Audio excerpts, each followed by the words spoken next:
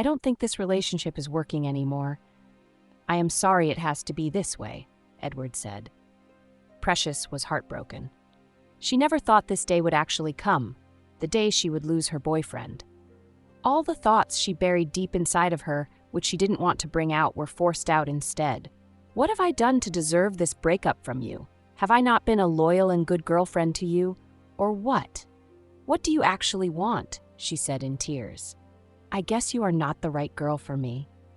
I don't mean to be rude, though, Edward said, feeling prideful of himself. I am not good enough for you? Is that a joke? For over a year and a half we have been dating, and now you just found out that I am not good enough for you? Now, get out of my house and go live that ridiculous life. Precious said as she couldn't take it anymore.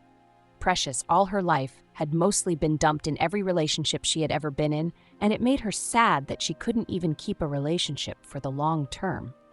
Her relationship with Edward was actually the first to last a year and a half. Others she had dated in the past never even crossed a year. At times, she wondered who was actually the one doing something wrong in the relationship. Precious was a beautiful young woman, attractive in all ways, brilliant, calm, and, above all, hardworking.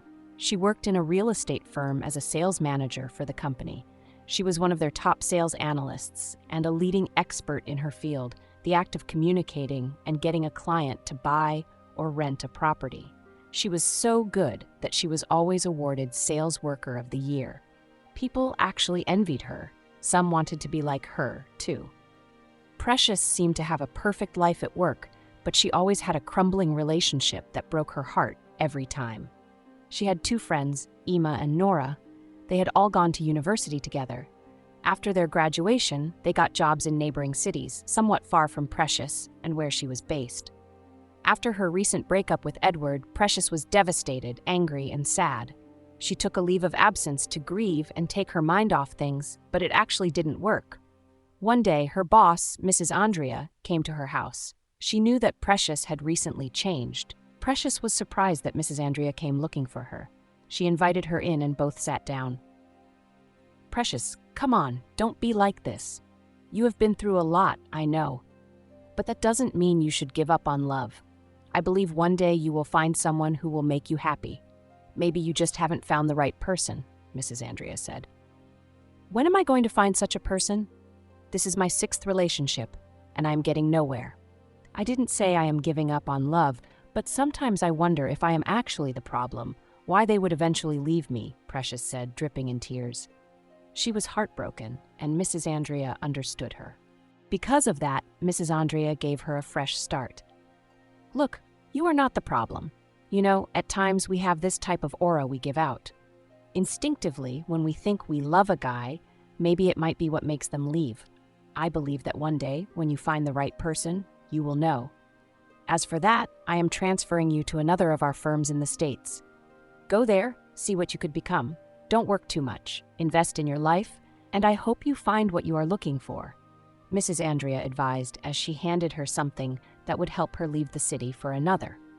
After all, the city had always been one breakup after another for her, and it was time to change that. Precious, with time, got over her breakup with Edward. After some paper signings, Precious was transferred to the States to work for their company over there. Precious started a new life, and it turned out to be the state her two best friends resided in. A day after moving to the state, she rented an apartment and started work immediately. The next day after work, as she was properly introduced, she happened to bump into Nora, who was surprised to see her on the street. "Hey girl, it's been a very long time since we saw eye to eye," Nora said as she hugged her tightly. "It's so good to see you, girl." They exchanged greetings. They walked to the nearest restaurant and sat. "So girl, what are you doing here?" "No, wait, let me guess. Don't tell me you came to see us," Nora said as she smiled. "Well, it's more than that, actually. I was transferred here by my company to manage the affairs of the firm here," Precious said. Nora was overjoyed that she would get to spend time with her friend. "Emma needs to hear this. I am calling her later. So we are back together, girl," Nora happily said. Precious didn't reply much, but she was happy to see her friends and wanted to spend time with them. After the day ran down, Nora and Emma came to Precious' apartment, which she had rented, to help her out. Emma was so happy to see Precious that they all gave themselves a big hug. After they were done helping Precious with her apartment, they sat and chatted together. "I can't believe you are here now with us. It's just like a dream come true," Emma said, so happy. "Guess what, Precious," Nora said. Precious was a little bit confused about why Nora would ask her to guess. "You know I am not much of a guesser, so girl, spill it out," Precious said, eager to get the gist. "Gerald is here in the state. I met him last week at the park," Nora said. "Of course I know. I have been in contact with him for a while," Precious said. Nora never knew because she knew that Gerald was Precious's old best friend, if not the first. Precious was happy to hear the name. Gerald was the childhood best friend of Precious, around whom she was always free to be herself. Gerald was a kind-hearted guy who made people happy. Gerald and Precious went to the same grade school and later to high school. Gerald had always been there for her until he lost his father before finishing high school. He relocated to another city with his mother. He finished up high school there, and things were a little hard for him. He had to start working at a bar in the state. He passed through a mixology course and became a certified mixologist in a bar. Precious had been in contact with him. They called once in a while, and now Precious had the opportunity to go see him. One day, Precious came to his apartment. She knocked, and Gerald opened. He was surprised and happy to see his old best friend after a very long time. As they hugged, they sat on the couch. "Wow, you are really looking dashing," Precious said as she was happy to see her friend. "Come on, Precious. I know when you are pretending to be true and when you are not, but I take that as a compliment. Thank you." "Bestie, it's been a long time, and I didn't even know you were in town." "You didn't tell me," Gerald said. "I wanted to surprise you and also my friends. I was transferred here by my company, so I guess I will be spending much time here as well," Precious said. Gerald was very happy that he would be seeing his friend more often. As they talked and talked, Precious told him the reason why she was transferred and everything.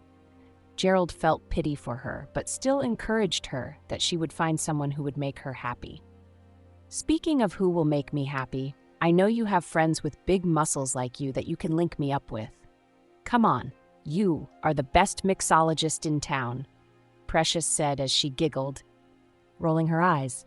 "Well, of course. I think maybe someday you could come to the bar," Gerald said. "I believe you have a girlfriend because Valentine is around the corner, and who wouldn't see you with your muscles?" Precious jokingly said with a smile on her face. "Yeah, I do. Anyways, you look beautiful," Gerald complimented her. They both smiled it off. After their conversation, towards the evening, Precious left Gerald's apartment after a long stay. The next day, on Saturday, Nora and Emma came over to see Precious, as it was their free day to mingle. "Hey, Precious. I know you have been through lots and lots of breakups, but I can see you are energetically open to anything. So, I have to ask, who will be your Val this coming month?" Nora asked. Precious was not sure what to answer. "I don't know, Nora. My world is just not where men come and stick with me in my life, but I just believe I will find someone who can see me for me." Precious answered, "Then, it's time to make it count. I came across this dating site and it has helped a lot of people meet good guys. Trust me, I think it will work for you," Emma suggested. Precious refused the first time but later agreed to give it a chance. One day, after Precious finished her work on time and was at her apartment less busy, she decided to sign up for a dating profile on the app recommended to her by Emma. Precious decided to jump into it and see if she would get a match. She went for her first date, and it was a disaster to her because her date was talking and didn't know when to stop. In the end, she applied for another, and the date was set at the last minute. However, her date didn't show up on time, and when he finally did, he started ranting about how busy he was at his workplace. The next day, she tried again, and this time, her date didn't show up. She sat at the restaurant all by herself with no clue what was going on. The next day, she tried again, and her date came, but he was not well-mannered. Precious tried and tried, but nothing was working. The last time she got a match, he didn't show up as well. She sat at the restaurant, feeling hopeless as she sat alone. In deep thought, she wondered if she was not enough or if she wasn't doing anything right. Many thoughts came to her mind, and just by coincidence, an angel came to her rescue. "Hey, it seems like your date didn't show up this time," the young man said. It turned out that the young man was none other than Gerald, who came to that restaurant by accident. "Hey, Gerald, tell me about it. Nothing is working out for me. I think I am not cut out for relationships. I think I will just stay single for the rest of my life. I think it's better that way," Precious said, feeling sorry for herself. "Hey, don't say that, and don't say you are the problem, because the men you have been meeting don't know how incredible you are. If they don't deserve you, fine, someone else will, okay?" Gerald said as he comforted her. "And when will that person see me?" Precious asked, frustration written all over her. "Okay, do you know what? Let's get out of here. I want to show you what you have been missing for a while now. Come on," Gerald insisted. Precious followed Gerald as they walked down the street, talking and laughing together. They reminisce about their past, those days in high school and second grade. Gerald took Precious to his workplace at the bar and showed her how he mixed cocktails for people to make them happy. Precious tasted one of Gerald's finest cocktails and she was happy. After some long minutes, Gerald took Precious to an art gallery downtown. They saw a portrait of a girl looking at the mirror. The real one was smiling, but the reflection was not. Precious looked at the portrait and was confused. "I am not sure I understand the message this portrait is passing," Precious said. "Well, let me explain. This is how we are in our lives. We put on a smile in the mirror while our real selves need fixing. We go through life, and yet people don't see us because we always hide who we are. The girl deep inside us is sad, but she puts a smile on her face out there, trying to impress people who don't deserve it. That's the meaning of the portrait," Gerald explained, getting sad himself too. Precious realized that both of them were passing through the same thing. Gerald had been in love with Precious, but he didn't know how to tell her because he didn't want to ruin their friendship. It mattered to him too. That was the only way he could be in her life and take care of her. At that moment, Precious felt a spark in her, but didn't know if it was real. After the day ended, Gerald took Precious to her apartment and left. Precious was awake all through the night, thinking, what if she had found someone good for her? And in fact, the person had already been with her the whole time? Gerald had been the only person in her life with whom she could be herself and feel free because she knew she was safe with him. But at that moment, she had mixed feelings. The next day after work in the evening, Nora and Emma came around to ask her about her dates. Precious explained everything to them and also how Gerald took her around. Nora realized that Precious had been around her dreams all along without knowing because she couldn't see it clearly. "I think you have found what you are looking for, Precious. I mean, think about it. There is no way that when I call you on the phone once in a while, you don't mention Gerald or anything related to him. You are always yourself around him." "I think I am pretty sure you are feeling something for him," Nora said. "Even if I do, I don't think he might feel the same way, so please, I don't want to overthink this," Precious said. Nora and Emma encouraged her to take a step and forget about what might or may not go wrong, but Precious decided to think about it. Everything changed. The next day, at the mall, Precious bumped into her ex-boyfriend, Edward. "Hey, Precious, it's been a while. How are you doing?" Edward asked. "What are you doing here, Edward?" "Don't tell me you have been stalking me all the way from the city," Precious asked, still angry at him. "I know. Please, I am sorry for the way we left off. It's just that I tried my best not to hurt you, which I actually did. What I meant that day was that I never thought I was good enough for you. I was afraid of what might become of us, and instead, I ended it all. Please, I am sorry. I saw a post of you on your Instagram handle, and I had to sacrifice it all to come see you here," Edward said. Precious had once loved Edward, but she couldn't resist the fact that he was her first ex to have come back to her. As she was caught up in that moment, she accepted his apology, and they reconciled. Nora and Emma were mad at Precious for accepting her ex back. At the bar, Gerald was working when Precious walked in and introduced Gerald to Edward. However, the feeling between Edward and Gerald was off. Inside of him, Gerald's heart ached. He thought Precious had learned her lesson. After a while, he left the bar and Precious went after him. "Hey, Gerald, what's wrong?" she asked. "I thought you would have learned your lesson, but I guess you didn't," Gerald said angrily. "I know he is my ex, and I still love him. And where is all this anger coming from?" Precious asked, feeling worried. "Yeah, I am angry and stupid for being in love with a woman who doesn't see what is right in front of her," Gerald said, with sadness in his eyes. Precious felt guilty. "I didn't know you felt this way. Why didn't you tell me?" she asked. "Well, it sucks to have people you love be reckless with your feelings, right? I know I was afraid to tell you. I would have acknowledged it if it were another person, but not your past ex," Gerald said in sadness and left. Precious was sad to break the heart of her only friend, whom both of them had been secretly in love with. After their dinner, she went to her apartment with Edward, but sat on the couch that evening. "My baby, you look so soft," Edward said, admiring her body. Precious couldn't get off what Gerald told her from her mind. In a moment, she turned to Edward. "How much do you love me?" she asked. Edward stammered for a bit. "My baby, you know I do love you," Edward said. "That's not what I asked you. I asked, how much do you love me?" she asked again. "Okay, I love you for you. You know how you look, your stature, and a lot more, dear," Edward said. Looking deep into Edward's eyes, Precious realized that it was happening all over again. And now, she could see clearly. Even though she loved Edward, she knew that Edward didn't love her. "I need you to get out of my apartment because we are done. I can't be addicted to my past and old life anymore, so you need to leave," she said. "But I love you.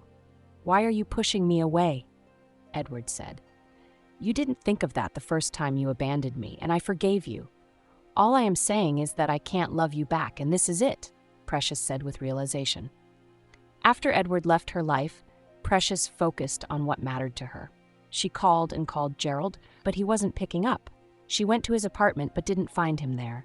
Precious was sad, worried, and devastated as she thought about whether she had lost her dream to be with the one her heart desired. In a moment, she spiraled into her lonely behavior. Nora and Ima came by to be with her. Nora suggested, "If he doesn't pick up or isn't at his apartment, just send him a message and give him a piece of your heart." At night, Precious found the courage, picked up her phone, and wrote a message. "Dear Gerald, I know you must be feeling sad and angry at me.